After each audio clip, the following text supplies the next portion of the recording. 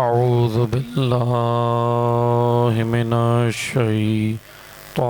الرجیم بسم اللہ الرحمن الرحیم الحمد للہ رب العالمین الحمد للہ الذی لا یبلغ مدحتہ القائلون ولا یحصی نعمہ العادون ولا یؤدی حقہ المجتہدون الصلاة والسلام علی اشرف الانبیاء والمرسلین وخاتم النبیین سیدنا و مولانا ابو القاسم محمد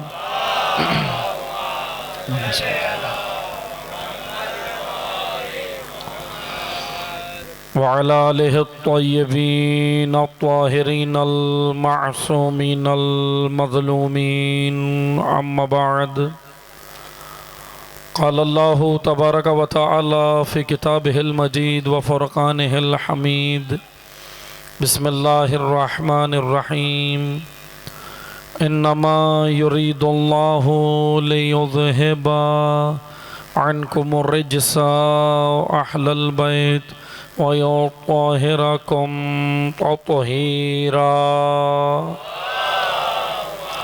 اللہم صلی اللہ محمد محمد اما بعد قال رسول اللہ صلی اللہ علیہ وآلہ وسلم ان الحسین مصباح الہدی و سفینۃ النجات.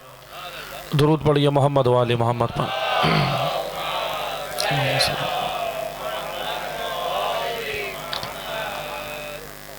بارگاہ الہی میں شکر گزار ہیں کہ خداوند تبارک و تعالی نے ہم سب کو ذکر نبی و آل نبی میں آنے کی، ذکر نبی و آل نبی کا اہتمام کرنے کی اور ذکر نبی و آل نبی آ کر پڑھنے کی، اس ذکر کو کرنے کی اللہ نے ہم سب کو یہ سعادت، یہ توفیق عطا فرمائی. ہم سب اس توفیق الہی پر بارگاہ الہی میں شکر گزار ہیں. مجلس عزائے ابا عبداللہ ہے، مجلس عزائے شہدائے کربلا ہے اور جلوس عزا بھی برآمد ہوگا. میں چند چیزیں آپ کی خدمت میں مختصراً بیان کروں گا. ذکر نبی و آل نبی ہے، اللہ کے چنے ہوئے بندوں کا ذکر ہے، اللہ کے مصطفیٰ، اللہ کے مرتضیٰ اور اللہ کے مجتبی بندوں کا ذکر ہے. مصطفیٰ، مرتضیٰ اور مجتبی یعنی جن کو اللہ نے چن لیا ہے، اللہ کے چنے ہوئے بندوں کا ذکر ہے. یہ عزائے ابا عبداللہ ہے، یہ خدا کے برگزیدہ بندوں کا ذکر ہے، یہ اللہ کے چنے ہوئے بندوں کا ذکر ہے. مگر اللہ کا ایک قانون ہے، خدا کا ایک قانون ہے، اور وہ قانون یہ ہے کہ اللہ اپنے چنے ہوئے بندوں کا ذکر بھی چنے ہوئوں سے کرواتا ہے. عزیزان محترم، یہ سعادت ہمیں نصیب ہوئی کہ ہم عزائے ابا عبداللہ کر رہے ہیں. یہ عزاداری نعمت عظمیٰ ہے، کائنات کی سب سے بڑی نعمت ہے. یہ ذکر سید الشہداء، ذکر نبی، ذکر آل نبی، اس سے بڑھ کر کائنات کے اندر کوئی نعمت نہیں ہے.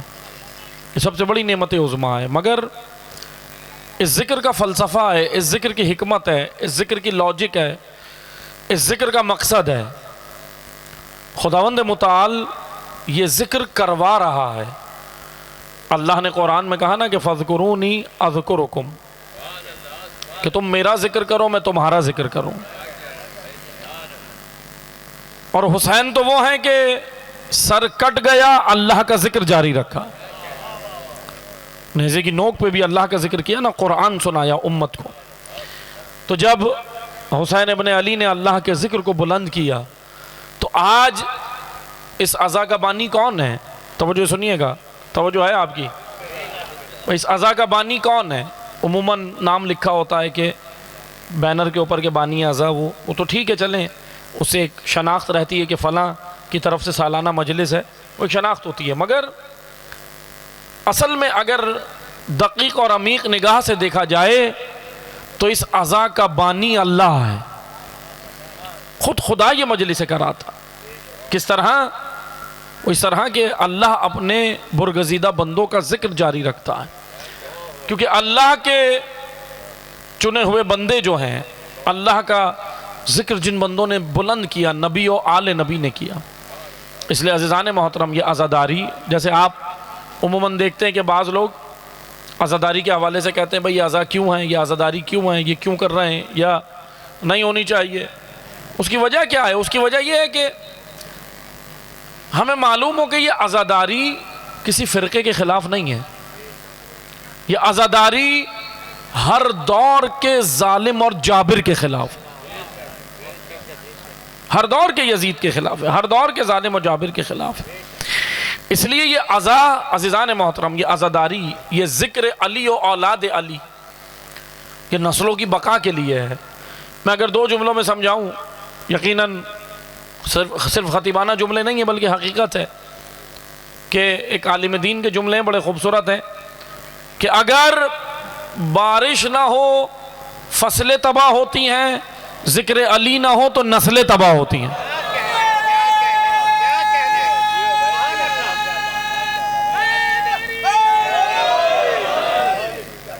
وہ یہ نسلوں کی بقا کے لیے ہے. اگر ہمیں معاشرے کے اندر سے کرپشن ختم کرنی ہے, معاشرے کے اندر سے فحاشی ختم کرنی ہے, معاشرے کے اندر سے عریانیت, معاشرے کے اندر سے بے راہ روی, معاشرے کے اندر سے اگر ہمیں فساد ختم کرنا ہے تو اصلاح کی جگہ یہ عزاداری ہے. ذکر امام حسین ہے, ذکر علی ابن ابی طالب ہے, ذکر علی و اولاد علی ہے. اچھا, یہ ذکر ہم اپنی مرضی سے نہیں کر رہے, یہ ذکر سنت رسول ہے.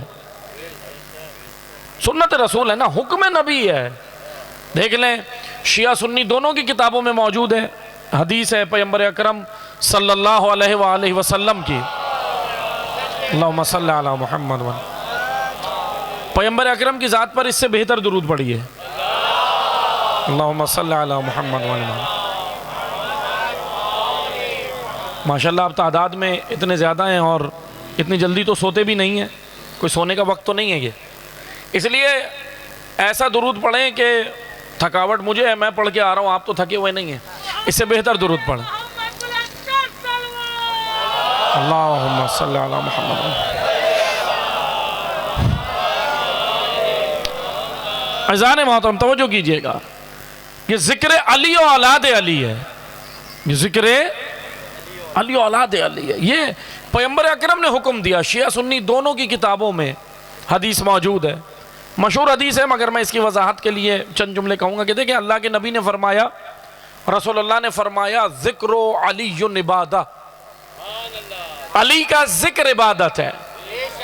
توجہ سنیے گا, یہ روایت موجود ہے نا, بخاری میں بھی موجود ہے, دیگر کتابوں میں بھی موجود ہے کہ علی کا ذکر عبادت ہے, علی کا چہرہ دیکھنا عبادت. مشہور حدیث ہے, علی کا چہرہ دیکھنا عبادت ہے. تو سوال کیا, یا رسول اللہ اگر علی کا چہرہ عبادت ہے, اگر کسی زمانے میں علی نہ ہو سامنے, تو جو ہے آپ کی, اگر کسی زمانے میں علی نہ ہو, تو کہا کہ جس طرح علی کا چہرہ دیکھنا عبادت ہے, اگر علی سامنے نہ ہو تو علی علی کرنا بھی عبادت ہے.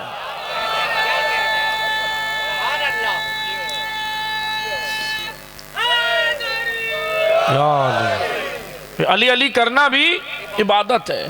پیغمبر اکرم نے متعدد مقامات پہ امیر المومنین کے فضائل بیان کیے.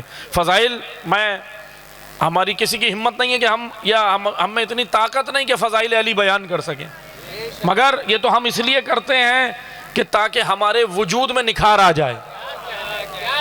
تو فضائل کی حکمت اس لیے ہے نا کہ ہم اس لیے بیان کرتے ہیں, ورنہ فضائل کا حق ادا تو نہیں ہو سکتا. خود پیغمبر اکرم نے کہا کہ اے علی مشہور ہے، آپ سب نے سنا ہے، سنتے ہیں، مگر ذرا میرے ساتھ رہیے گا تاکہ چند چیزیں بیان کر سکوں مختصر وقت میں، کہ اے علی، اگر تمام پہاڑ قلم بن جائیں، تمام دریا اور سمندر سیاہی بن جائیں، اور جنوں انس لکھنے بیٹھیں، تو علی کی فضیلت کے نقطے کا حق بھی ادا نہیں کر سکتے۔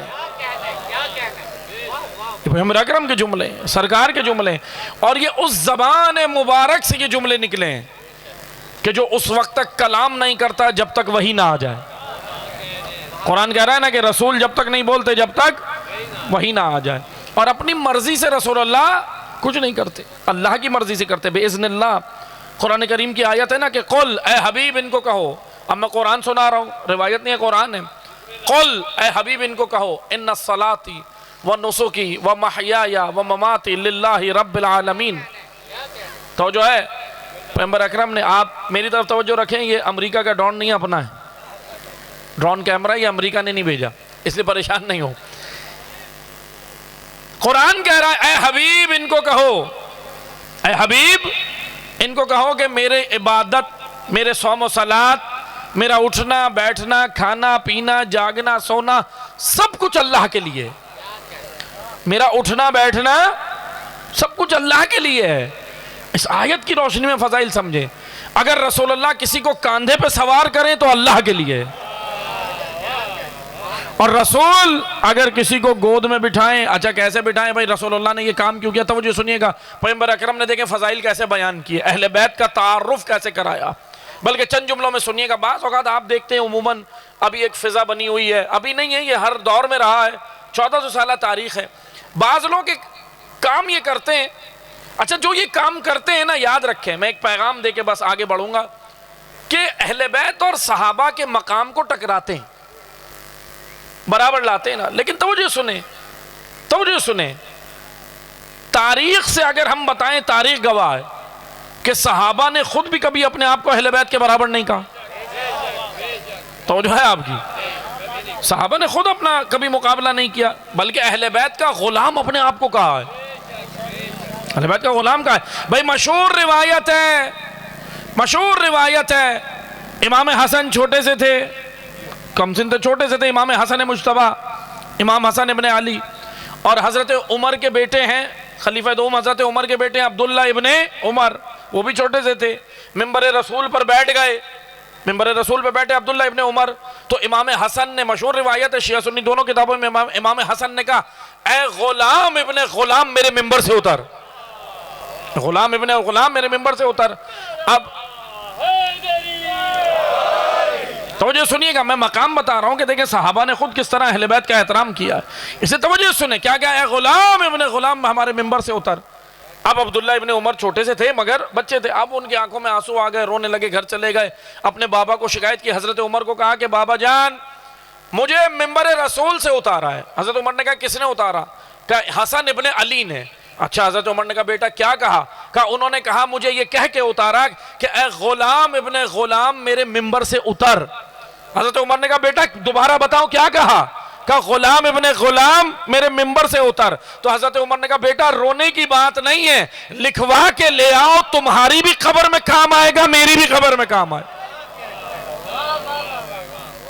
یہ مقام ہے اہل بیت کا، صحابہ اپنے آپ کو اہل بیت کا غلام کہہ کر فخر محسوس کرتے ہیں، اس لیے اہل بیت کے مقام کو سمجھیں، اہل بیت بعد نبی افضل ترین اہل بیت ہیں، خود رسول اللہ نے یہ مقام دکھایا نا۔ آپ دیکھیں مثلا صحابہ موجود ہیں، مسجد نبوی میں رسول اللہ بیٹھے ہوئے ہیں، صحابہ موجود ہیں مسجد نبوی میں، مشہور روایتیں ہیں، میں کوئی نئی روایتیں نہیں پڑھ رہا، آپ سب نے سنی ہیں مگر توجہ سنیں، حضور بیٹھے ہیں، سرکار مسجد نبوی میں بیٹھے خطبہ دے رہے ہیں منبر پر، سرکار دو عالم، ایک بچہ مسجد نبوی سے داخل ہوا، دروازے پہ گر گیا، چھوٹا بچہ ہے، پیغمبر اکرم صحابہ کو کہتے جاؤ اٹھا لو، کوئی صحابی منع کرتا؟ بھائی سب رسول اللہ کے مطیع تھے، فوراً کہتے یا رسول اللہ، لیکن نہیں، رسول اللہ نے مجلس روک دی، درس روک دیا، نشست روک دی، محفل روک دی، گفتگو روک دی، منبر سے اترے، صحابہ کے مجمع کو چیرتے ہوئے گئے، بچے کو گود میں اٹھایا، لا کے بیٹھے اور گود میں بٹھا کے دکھایا اے میرے صحابہ حسین منی و انا من الحسین۔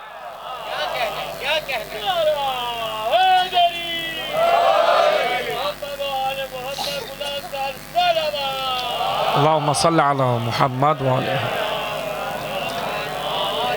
عزیزان محترم، بس میں آپ کا زیادہ وقت نہیں لوں گا، چند جملے سنیے گا. یہ مقام اہل بیت کا، یہ رسول جب تک نہیں بولتے جب تک وہی نہ آ جائے. اس لیے پیغمبر اکرم نے کچھ بھی اپنے پاس سے نہیں کہا. یہ مقام اگر بیان کیا ہے تو باذن اللہ، اللہ کے حکم سے.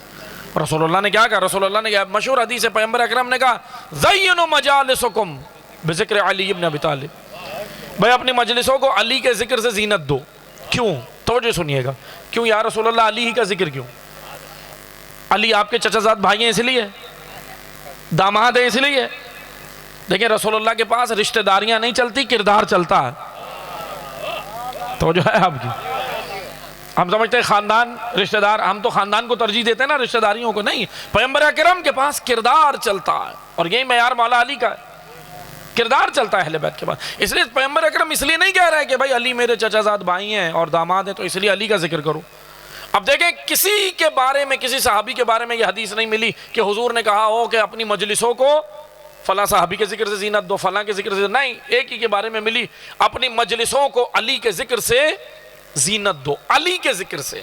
اچھا توجہ سنیے گا، مجلس لفظ ہے عربی زبان کا، اردو کا نہیں ہے، عربی زبان کا. اب ہمارے ہاں کلچر کیا ہے؟ ہمارے ہاں مجلس کسے کہتے ہیں؟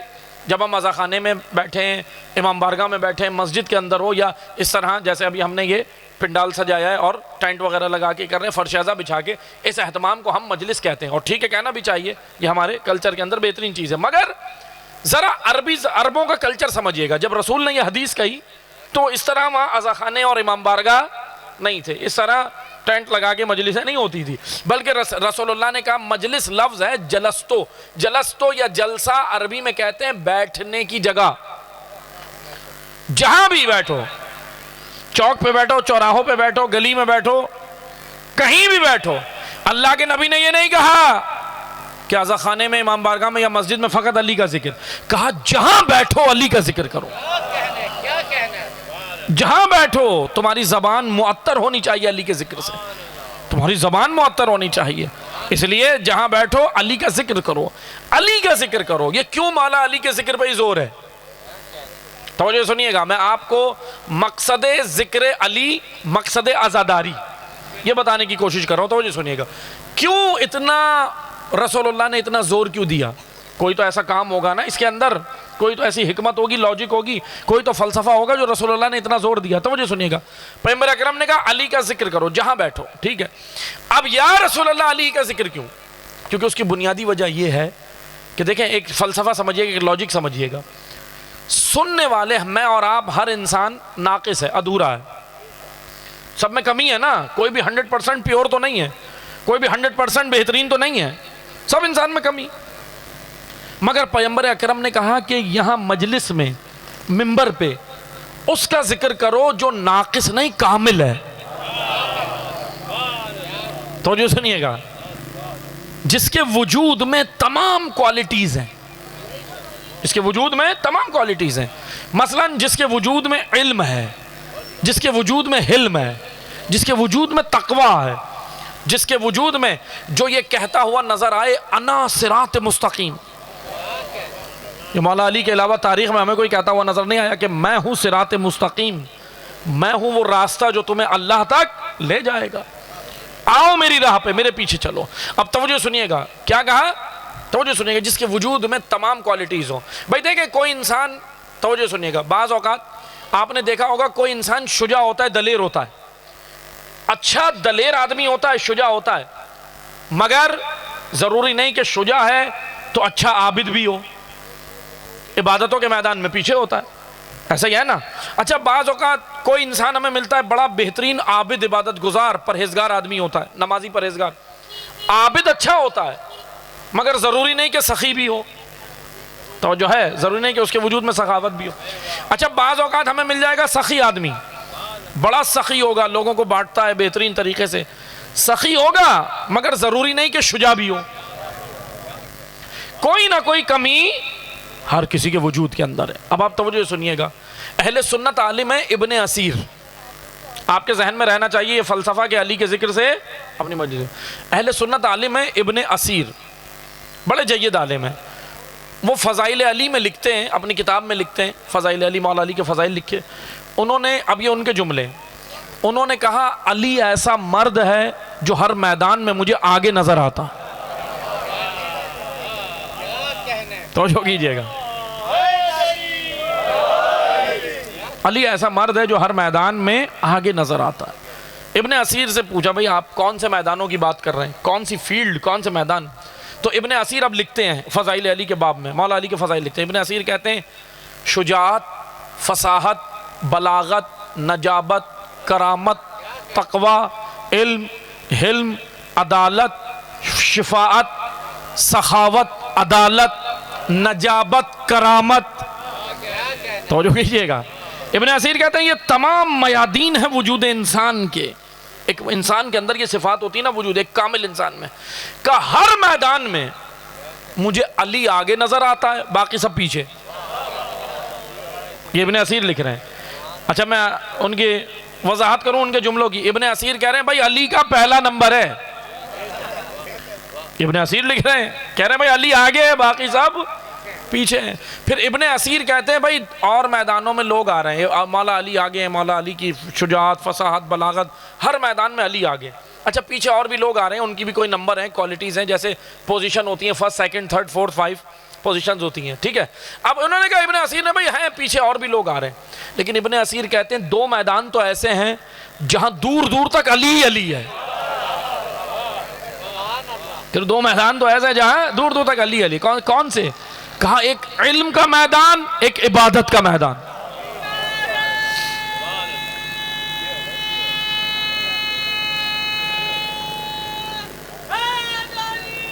یا اللہ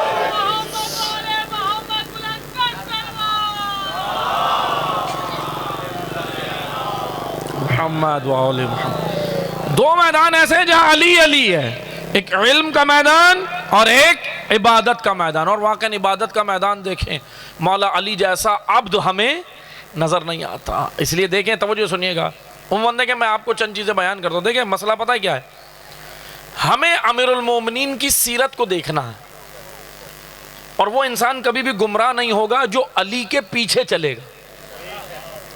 گمراہ پتہ ہے کون ہوتا ہے؟ اور آپ دیکھیں فضائل تو اتنے، مولا علی نے خود کہا، رسول اللہ نے کہا، پیغمبر اکرم نے کہا اے علی اگر مجھے امت کی گمراہی کا خدشہ نہیں ہوتا تو تیری وہ فضیلت بیان کرتا لوگ تیرے وضو کا پانی گھر لے جاتے.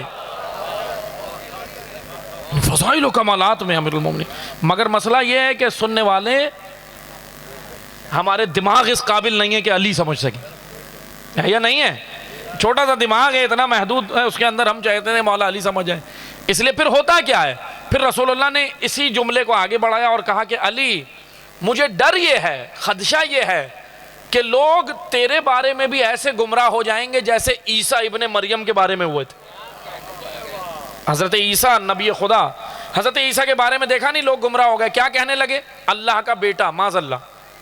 کہتے ہیں نا اللہ کا بیٹا، کیوں؟ اللہ کا کوئی بیٹا نہیں ہے، نہ وہ کسی کی اولاد ہے نہ اس کی کوئی اولاد ہے. لم یلد ولم یولد، یہ اعلان ہے، یہ متفقہ مسلمانوں کا عقیدہ ہے. قرآن کہہ رہا ہے کہ نہ اس کا کوئی بیٹا ہے اللہ کا، نہ اللہ کسی کا بیٹا ہے. اس لیے لم یلد ولم یولد. اب حضرت عیسیٰ ابن مریم، جناب عیسیٰ علیہ السلام کے لیے لوگ اب گمراہ ہو گئے نا، کہنے لگے بھائی بعض لوگوں نے انہیں معاذ اللہ اللہ بھی کہا، بعض نے اللہ کا بیٹا بھی کہا. اب یہی مولا علی کے بارے میں بھی ہوا نا.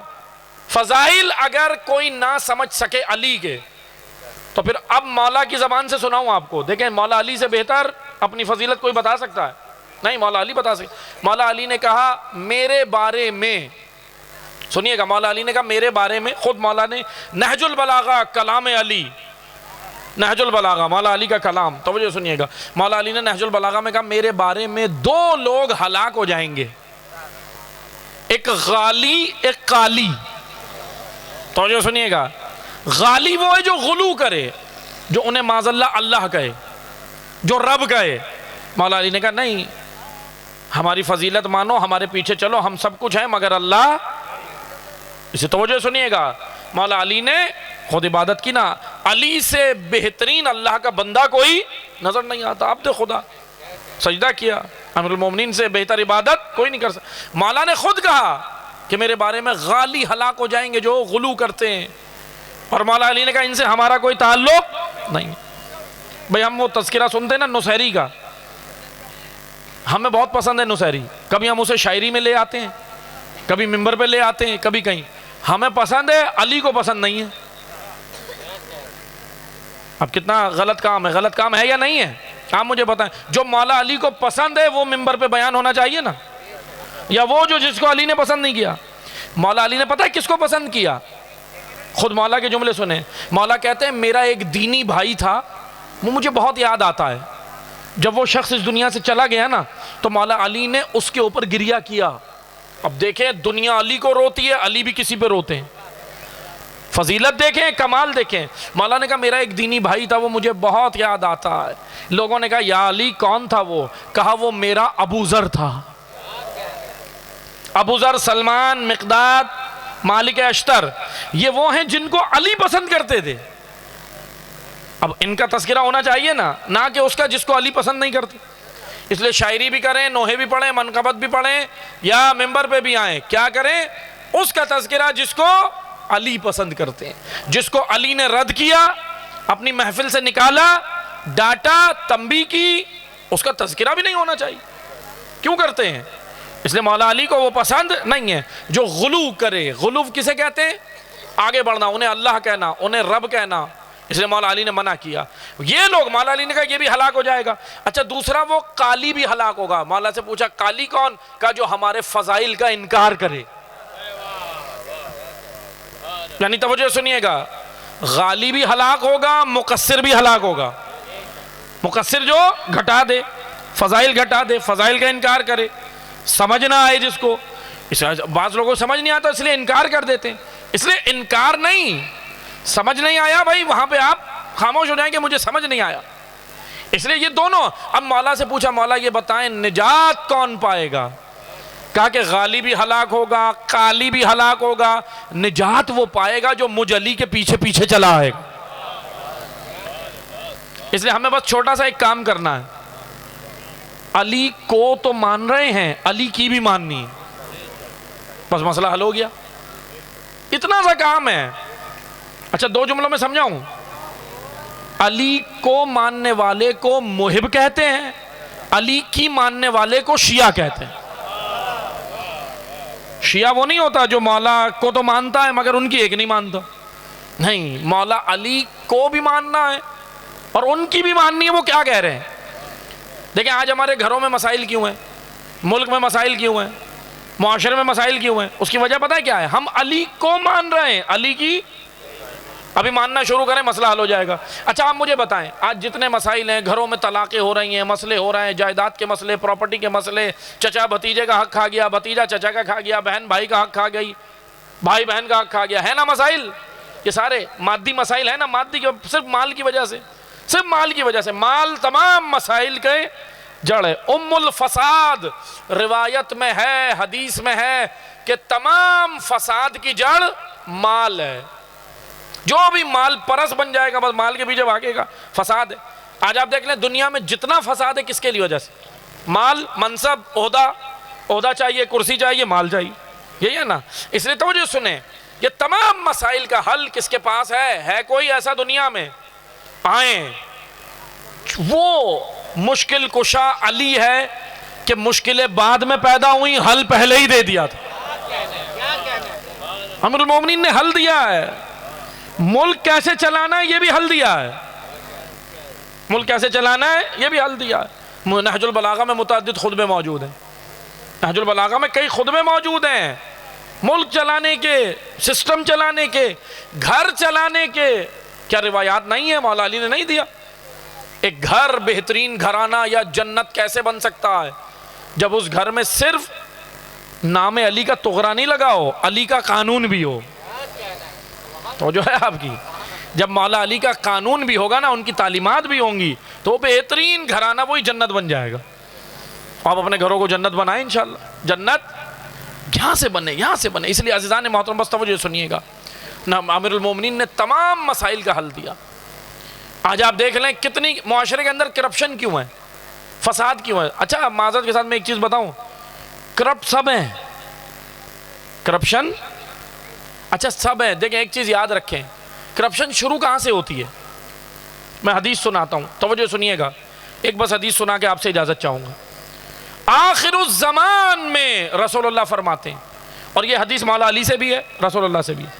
پیغمبر اکرم نے کہا آخری زمانے میں یہ چند کام ہوں گے تو مسائل ہوں گے. کیا یا رسول اللہ کیا ہوں گے؟ پیغمبر اکرم نے کہا آخری زمانے میں جب قرآن صرف رمضان میں کھلے گا. تو جو سنیے گا, ایسا ہو رہا ہے یا نہیں؟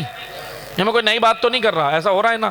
پیغمبر نے کہا جب قرآن صرف ماہ رمضان میں کھلے گا, باقی قرآن جزدان میں لپیٹ کے رکھ دیں گے, کھلے گا ہی نہیں. پھر رسول اللہ نے کہا مسجدیں آرائش ہوں گی, بہترین بنی ہوں گی, ہدایت سے خالی ہوں گی. ایسا ہو رہا ہے یا نہیں؟ مسجد سے ہدایت ہو رہی ہے نہیں؟ بنی تو عالی شان ہے, اے سی ویسی لگا ہوا ہے, بہترین مسجدیں بن گئی, مگر رسول نے کہا ہدایت سے خالی ہوں گے. پھر رسول اللہ نے کہا علماء کی پہچان علم سے نہیں جاہ و حشم سے ہوگی. اچھا جاہ و حشم کیا ہے؟ آسان زبان میں سمجھاؤں, آج کی زبان میں جاہ و حشم یعنی پروٹوکول سے. پروٹوکول جس کا زیادہ ہوگا ہم کہیں گے بھائی یہ بڑا عالم ہے, بھلے وہ ممبر سے کچھ بھی دے کے نہ جائے, علم نہیں دیا کچھ نہیں دیا, ہم کہیں گے پروٹوکول زبردست ہے, یہ بڑا عالم ہے. رسول اللہ کہہ رہے ہیں علماء کی پہچان علم سے نہیں ہوگی, جاہ و حشم سے ہوگی. قرآن جو ماہ رمضان کے علاوہ کھلے گا نہیں. پھر پیغمبر اکرم نے کیا کہا آگے, توجہ سنیے گا, بچن جملے سن لیں. پھر حضور نے کہا مسجدیں آرائش ہوں گی, ہدایت سے خالی ہوں گی. پھر پیغمبر اکرم نے آگے بڑھتے گئے, بڑی طویل حدیث ہے میں, لیکن میں چند چیزیں بیان کر رہا ہوں. پھر حضور نے کہا کہ حکومتیں عورتوں کے مشوروں سے اور بچوں کے اقتدار میں آنے سے چلیں گی. بچے اقتدار میں آ جائیں گے عورتوں کے مشوروں سے, نہج البلاغہ میں موجود ہے مولا کے یہ جملے, اور بچوں کے اقتدار میں آنے سے چلیں گی. پھر آگے بڑھے رسول اللہ, کہا جس کو موقع ملے گا کرپشن کا, یعنی کرپشن خیانت کا, پیغمبر اکرم کہتے ہیں جس کو خیانت کا موقع ملے گا وہ خیانت کرے گا, جس کو موقع نہیں ملے گا وہ شریف بن جائے گا. توجہ ہے یا نہیں؟ آج بہت سارے شریف آدمی آپ کو ملیں گے, میں خاندان کی بات نہیں کر رہا, شریف خاندان کی, ایسے نارمل بات کر رہا ہوں. کبھی اس کا کلپ کو کٹ کر کے چلا دیں اور کہیں بھائی آج بہت سارے شریف آپ کو ملیں گے. مولا علی کہتے ہیں بعض لوگ شریف ہیں نہیں, بنے ہوئے ہیں جب تک موقع نہیں ملتا. ابھی موقع ملے, ابھی معذرت میں اپنی بات کر رہا ہوں, معذرت کسی پہ تنقید نہیں کر رہا. ابھی میں بڑی حکمرانوں پہ تنقید کرتا ہوں, ارے یہ کرپٹ ہیں, یہ ظالم ہیں, یہ فلانا ہے, یہ وہ, یہ یوں ہیں, یہ یوں ہیں, حرام خوری ہو رہی ہے, رشوت خوری ہو رہی ہے, ادارے تباہ ہوگا, یہ وہ. ابھی مجھے موقع ملے میں کیا کروں گا؟ سب بھول کر خود کرپشن. اس لیے امیر المومنین کیا کہہ رہے ہیں, ہم یعنی مجھ جیسے لوگ شریف ہیں نہیں, بنے ہوئے ہیں, جیسی موقع ملے گا بہتی گنگا میں ہاتھ دھو لیں گے. بہتی گنگا میں تو سب ہاتھ دھوتے ہیں نا. اس لیے اب رسول اللہ بیان کرتے گئے, امیر المومنین بیان کرتے گئے, جب یہ ہوگا آخری زمانے میں یہ ہوگا. پھر ایک اور بڑی عجیب جملہ رسول اللہ نے کہا اور مولا علی نے بھی کہا کہ آخری زمانے میں مرد و زن کی پہچان کرنا مشکل ہو جائے گی کہ کون مرد ہے کون عورت ہے. ابھی آپ دیکھ لیں, لمبے بال کر کے بائک پہ جا رہا ہو, پیچھے سے پتہ نہیں چلتا عورت جا رہی ہے مرد جا رہا ہے یا نہیں ہے, ایسا ہی ہوتا ہے نا, پتہ نہیں چلتا. مرد اور زن کی پہچان مشکل ہو جائے گی. پھر اس کے بعد رسول اللہ نے کہا جب یہ سارے کام تو عوام کرے گی نا, بھائی عوام کرے گی نا, یہ سارے عوام میں ہوں گے. رسول اللہ نے کہا جب یہ سارے کام کوئی قوم کرے گی تو اللہ اس کے اوپر ظالم اور جابر حکمران مسلط کر دے گا. اب ہم یہ کہہ رہے ہیں ارے بھائی یہ کہاں سے آ گئے ہمارے اوپر؟ رسول اللہ سے پوچھے کہاں سے آئے, مولا علی سے پوچھے یہ کہاں سے آئے؟ یہ کہیں سے نہیں آئے, یہ ہماری کرپشن سے پیدا ہوئے ہیں. عوام کی کرپشن سے کرپٹ حکمران پیدا ہوتے ہیں. جب نیشن, قومیں اور عوام, مثلا میں آپ کو معذرت کے ساتھ میں ایک مثال دیتا ہوں نا, آج آپ دیکھ لیں مثلا نیچے تک غریب آدمی کرپٹ نہیں ہے یا نہیں ہے؟ سب سے بڑی کرپشن کیا ہے آپ دیکھ لیں. مثلا معذرت کے ساتھ میں کسی طبقے کو ہٹ نہیں کر رہا, ان کو نہیں کر رہا, مگر میں ایک مثال دے رہا ہوں. فروٹ والا کرپشن کرتا ہے یا نہیں؟ سبزی والا کرتا ہے یا نہیں؟ جس کو موقع ملے کر رہا ہے یا نہیں؟ بھائی ہر کوئی کر رہا ہے. اور پھر اس کے بعد جواب پتہ ہے کیا ہوتا ہے جب بولیں یہ آپ کیوں کر رہے ہو؟ کہتا سب کر رہے ہیں. ابھی ہمارے پاس ایک جواب کیا ہے کہ بھائی سب کر رہے ہیں. اذان محترم, زیب نہیں دیتا علی والا اگر یہ کام کر. سنیں حدیث, میں نہیں کہہ رہا ہوں, حضرت امام جعفر صادق علیہ الصلوۃ والسلام فرماتے ہیں،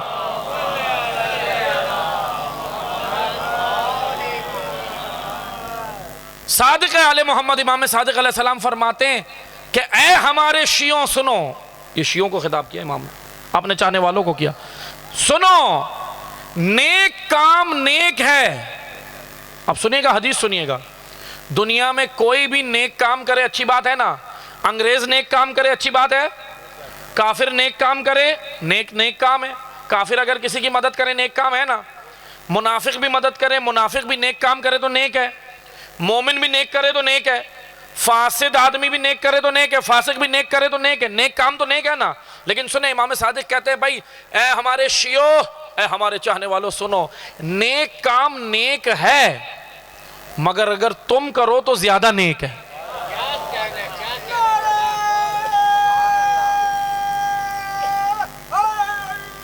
یا علی، تم کرو تو زیادہ اچھا ہے، اچھا کام اچھا ہے مگر تم کرو تو زیادہ اچھا ہے، کیونکہ تم ہمارے نام سے جڑے ہوئے ہو۔ لوگ کہتے ہیں یہ علی کا شیعہ ہے، لوگ کہتے ہیں یہ جعفر صادق کا شیعہ ہے، ایسا ہے یا نہیں ہے؟ بھئی ہمارا اسٹیٹس کیا ہے، ہمارا معیار کیا ہے؟ اسٹیٹس واٹس ایپ والا اسٹیٹس نہیں، واٹس ایپ پہ تو بہت سارے اسٹیٹس آپ لگاتے ہیں دیکھتے ہیں، ہے نا، واٹس ایپ والا نہیں، ایک معیار، وجود، پرسنالٹی۔ ہمارا اسٹیٹس کیا ہے؟ علی کا چاہنے والا، یہ ہمارا اسٹیٹس ہے، علی کا ماننے والا، کتنا بہترین اسٹیٹس ہے یا نہیں ہے؟ امام صادق ہمیں ہمارا کھویا ہوا اسٹیٹس یاد دلا رہے ہیں کہ اے ہمارے شیعو، اے ہمارے چاہنے والوں، اچھا کام اچھا ہے مگر اگر تم کرو تو زیادہ اچھا ہے، تمہیں زیادہ اجر ملے گا کیونکہ تمہارے دل میں علی کی محبت ہے۔ اللہم صلی علی محمد وآل محمد۔ بھائی ایک ناسبی کون ہے؟ دشمن اہل بیت، ناسبی جو اہل بیت کا دشمن ہوتا ہے، ناسبی تکفیری، وہ بھی نماز پڑھتا ہے یا نہیں؟ لیکن مولا نے کیا کہا؟ وہ نیک کام کرے الگ بات ہے، لیکن اگر وہی نماز تم پڑھو تو زیادہ نیک ہے، ایسا ہے یا نہیں ہے؟ اچھا کام اچھا ہے مگر اگر تم کرو تو زیادہ اچھا ہے۔ پھر امام صادق رکے نہیں، امام صادق نے اس کا اپوزٹ بھی بتایا، اس کا اگینسٹ بھی بتایا کہ نیک اچھا کام اچھا ہے، تم کرو تو زیادہ اچھا ہے، مگر برا کام برا ہے، تم کرو گے تو زیادہ برا۔ اب یہ بھی دیکھنا، اب کہو امام صادق سے کہنا مولا سب حرام کما رہے تھے، میں نے کما لیا تو کیا ہے؟ امام صادق کہیں گے تو ہم سے جڑا ہوا تھا یا نہیں؟ علی کا نام لیتا تھا یا نہیں؟ پوری دنیا حرام خوری کرے، علی والے کو حرام نہیں کمانا چاہیے، کیونکہ اگر پیٹ میں حرام کا لقمہ چلا گیا، میں بتا دیتا ہوں کیا ہوتا۔ امام حسین سامنے کھڑے، عمر سعد سامنے کھڑا تھا، قاتل ہے نا امام کا۔ امام حسین کا آخری خطبہ عصر کے وقت اپنے قاتلوں کو سامنے جتنے کھڑے تھے نا، امام کو جو قتل کرنے آئے تھے، لشکر اشقیاء، ان کو امام نے خطبہ دینا شروع کیا۔ عمر سعد نے اپنی فوج کو کہا حسین کی بات نہیں سنو، اپنی زرہیں نکالو، زرہ جو اپنے سینے پہ باندھی ہوئی تھی، زرہیں نکالو اور تلوار لو اور زور زور سے بجاؤ، شور کرو۔ میدان کربلا میں عصر کے وقت ان لعینوں نے شور شروع کر دیا، دڑ دڑ دڑ شور بجایا خوب۔ امام حسین نے ایک جملہ کہا، یہ سب کے لیے ہے یہ جملہ، صرف ان کے لیے نہیں ہے۔ امام نے کہا حق کلام تمہارے وجود میں نہیں جا سکتا کیونکہ تمہارے پیٹ میں لقمہ حرام پڑا، جس بطن میں لقمہ حرام چلا جائے وہاں حق اثر نہیں کرتا۔ امام معصوم بھی سامنے کھڑا ہو، انسان اس کی بھی نہیں سنتا اگر بطن میں حرام چلا جائے، اس لیے بس چاہے کم ہو اکتفا کریں، اولاد کے بطن میں حرام جانے مت دیں، ورنہ وہ جو لقمہ چلا جاتا ہے نا، وہ آپ کیا سمجھتے ہیں وہ اثر دکھاتا ہے اپنا؟ ایسا نہیں، اثر نہیں دکھاتا۔ خود ماں باپ کے لیے مشکل ہو جاتی ہے، وہ اولاد آپ کے کنٹرول میں نہیں رہے گی جس کو آپ نے لقمہ حرام ڈالا، وہ آپ کی بھی نہیں ہے۔ آپ نے جس بچے کا پیٹ بھرنے کے لیے سارے غلط کام کر لیے، وہ اولاد آپ کی نہیں ہوگی، یہ اللہ کا ایک قانون ہے۔ اس لیے یہ مجلسیں حسین ابن علی کو کہیں پہنچانے کے لیے نہیں ہیں، حسین اللہ کی بارگاہ میں مقام پا چکے، حسین سرخرو ہوئے، یہ مجلس حسین کو کہیں پہنچانے کے لیے نہیں ہے، یہ مجلس ہمیں حسین تک لے جانے کے لیے، ہمیں چینج کرنے کے لیے عزاداری۔ بس اس عزاداری کی حکمت کو سمجھیں. یہ عزاداری کریں، بھرپور انداز سے کریں، قائم رہے، مگر اس عزاداری کا مقصد ہمیں تبدیل کرنا ہے. اس عزاداری کا مقصد ہمارے وجود میں تبدیلی ہے اگر ہم اس فرش عزا پر آئیں. بس عزیزان محترم، امام حسین پہ رونے آئے ہیں نا، گریہ کیجئے گا. مگر میں عزیز جوانوں توجہ سے سننا، دیکھو یہ وہ آنکھ ہے جو حسین کے غم میں روتی ہے. کتنی پاکیزہ ہے یہ آنکھ. پتہ ہے روایتوں میں کیا ذکر ہوا؟ امام صادق نے کہا ہے پاکیزہ ہے وہ آنکھیں جو میرے جد کے غم میں روتی. بڑا اجر ہے ان آنسوؤں کا. مگر ذرا تھوڑی دیر کے لیے سوچیں، جن آنکھوں سے آپ حسین کو روتے ہیں ان آنکھوں سے نامحرم کو دیکھتے بھی ہیں یا نہیں؟ گناہ بھی کرتے نا اس آنکھ سے. جب بھی گناہ کی طرف جاؤ نا تو ایک بار اپنے ذہن میں یہ لے آؤ کہ انہی آنکھوں سے میں زہرا کے بیٹے کو روؤں گا بھی. اسے گناہ کی طرف نہیں جانا. یہ ہاتھ جو ماتم حسین کے لیے اٹھتا ہے کتنا عظیم ہے یہ ہاتھ. اس ہاتھ کا کتنا اجر ہے زہرا کی بارگاہ میں، بہت اجر ہے. مگر عزادارو جب یہ ہاتھ گناہ کی جانب جانے لگے تو روک لینا، صرف یہ سوچ کے کہ سیدہ کو کیا منہ دکھاؤں گا، کہ یہ ہاتھ تو آپ کے بیٹے کے ماتم میں اٹھتا تھا نا. ان ٹانگوں سے چل کے مجلس میں آئے ہو نا، مگر ان ٹانگوں سے چل کے گناہ کی جانب مت جانا. گناہ چھوڑنا، اللہ کی راہ پہ آ جانا، اللہ کے قانون کے مطابق زندگی گزارنا، یہ ہے اصل میں لبیک یا حسین. لبیک صرف زبان سے نہیں ہوتا، عمل سے ہوتا ہے، کردار سے ہوتا ہے. حسین کی اطاعت، حسین کی ماننا، یہ ہے لبیک یا حسین. اور اگر سیکھنا ہے نا حسین کی اطاعت کیسے ہوتی تو آؤ میں بتاتا ہوں. کربلا میں حسین کی اطاعت کرنے والا سب سے بہترین کردار ابو الفضل العباس ہے. دیکھو حسین کی اطاعت کیسے کی ہے، بس چند جملے مصائب کے سنیے گا اور گریہ ایسے کیجئے گا جیسے سیدہ چاہتی ہیں.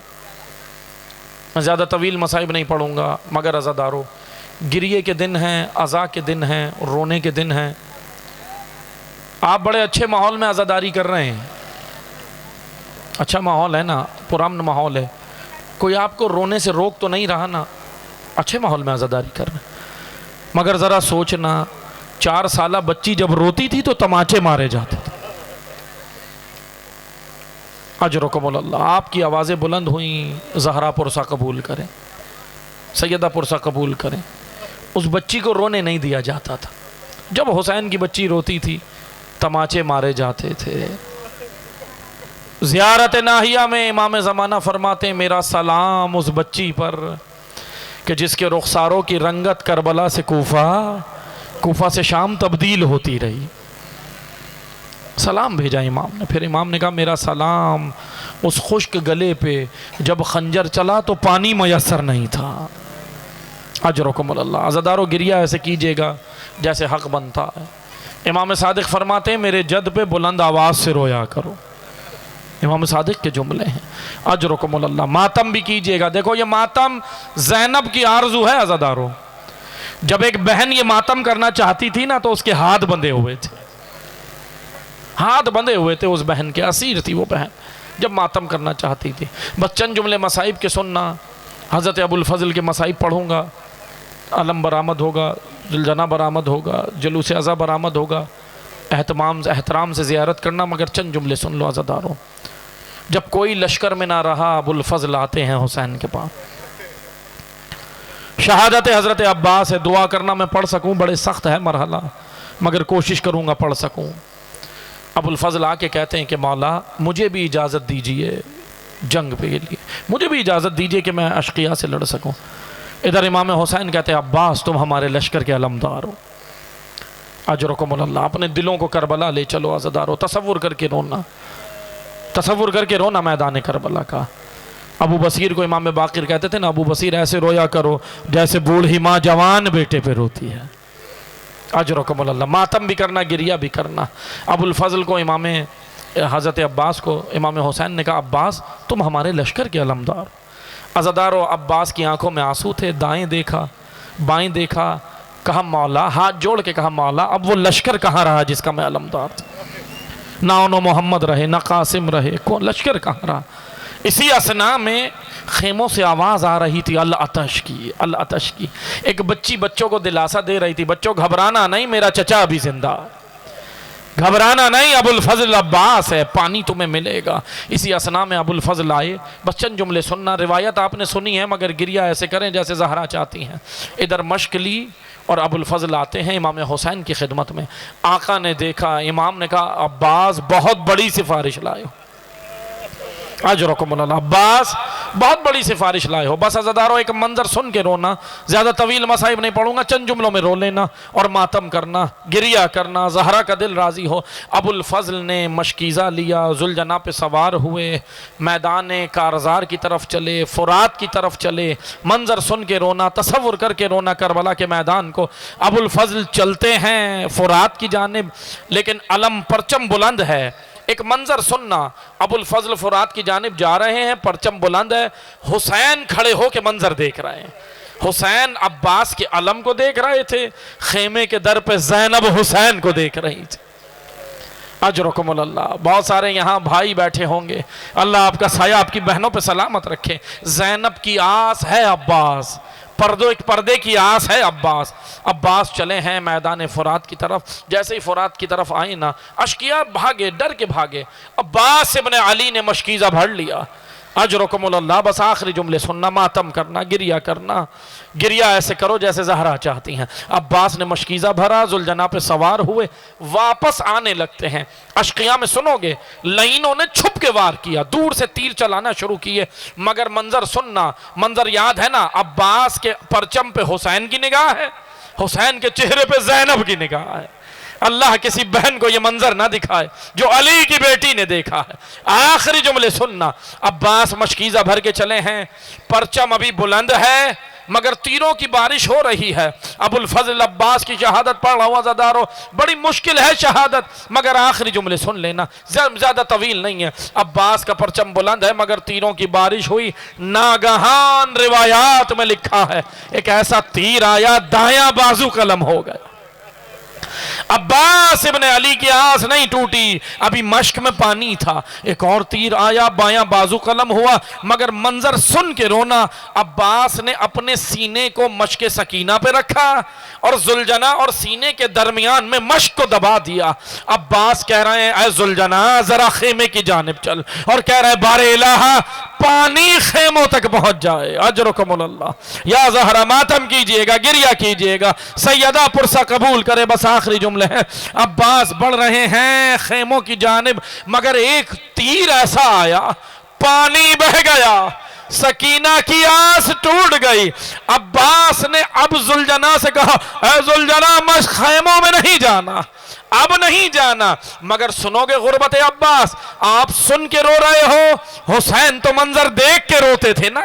آخری جملے ہے سننا، عباس مقاتل میں لکھا ہے علی کا شیر ذوالجناح سے زمین پہ گرا، اونچائی سے زمین پہ آیا، مگر مجھے بتاؤ ہاتھ جوڑ کے عرض کرتا ہوں جب کوئی اوپر سے نیچے گرے ہاتھوں کا سہارا لیتا ہے، غربت عباس یہ ہے کہ ہاتھ نہیں ہے، منہ کے بل عباس زمین پہ گرے۔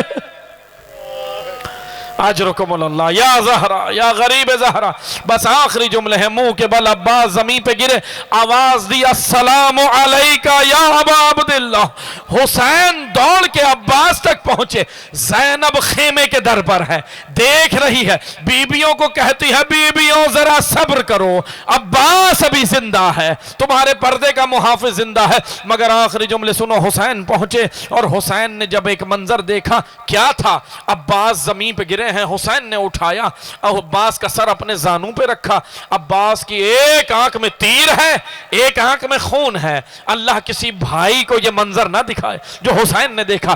آخری جملے سنو، حسین عباس ابن علی نے کہا مولا مولا اگر میرے ہاتھ ہوتے نا میں آپ کو زحمت نہیں دیتا، مگر مولا میں چاہتا ہوں، دنیا میں جب آیا تھا نا آپ کے چہرے کی زیارت کی تھی، اب جا رہا ہوں تو آپ کے چہرے کی زیارت کرنا چاہتا ہوں، میری ایک آنکھ میں تیر ہے، ایک میں خون ہے، اگر آپ خون صاف کر دیں آپ کے چہرے کی زیارت کروں۔ حسین نے خون صاف کیا، کہا عباس اپنے مولا کا چہرہ دیکھ لیں۔ عباس ابن علی نے چہرہ دیکھا، زیارت کی۔ حسین نے کہا عباس اب ہماری بھی ایک بات ماننا۔ کہا مولا حکم کیجئے، کیا بات ہے؟ کہا عباس ایک بار بھائی کہہ کے پکار، یا زہرا، آخری جملہ ہے ماتم کرنا، علم برآمد ہوگا ماتم کرنا، آخری جملہ ہے۔ عباس نے کہا مولا یہ گستاخی ہے، آپ آقا ہیں، آپ مولا ہیں۔ حسین نے کہا میں مولا بن کے حکم دیتا ہوں، مجھے بھائی کہہ کے پکار۔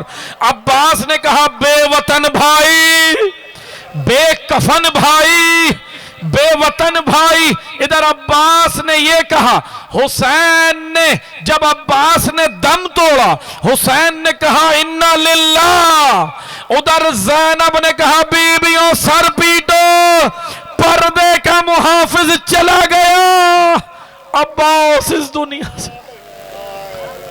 ماتم حسین۔